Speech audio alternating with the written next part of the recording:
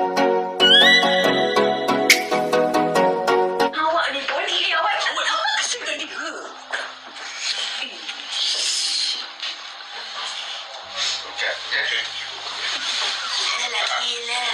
Lelaki.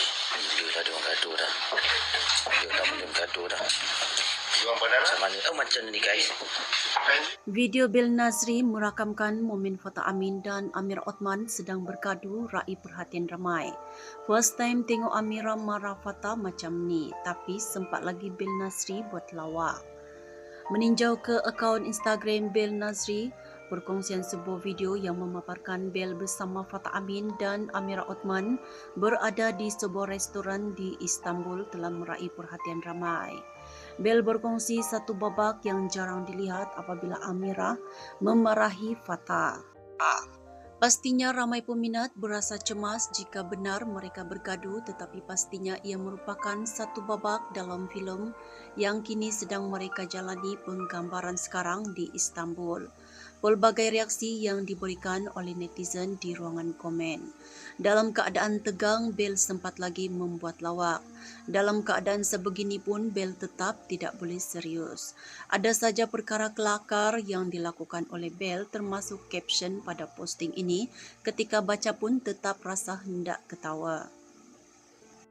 Perkongsian video ini telah menerima lebih ribuan tanda suka daripada warganet sejak dimuat naik buat masa ini. Ramainya peminat Fatah dan Amira tidak sabar untuk menantikan tayangan filem ini yang turut dilakukan bersama Bel dan Nora Deniz.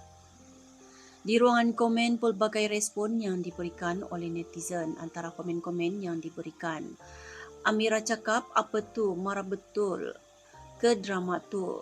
Kalau macam ni punya marah, confirm tak takut. Cara elak diri bayar bil, buat-buat gaduh yang tinggal kena bayar.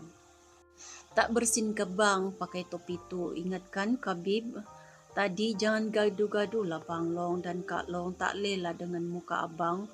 From serius jadi kelakar. Disebabkan Bel lambat habiskan makanan, Amira dan Fatah bergaduh. Punca Bel, Mira Amira bukan macam tu. Lepas marah dengan buat muka comel. Bel ada, ya Allah. Bel apa heboh kita? Bel tu, ya Allah. Syutingan dia, kalau tak gelak tak sah. Mesti syuting nak berdekah je.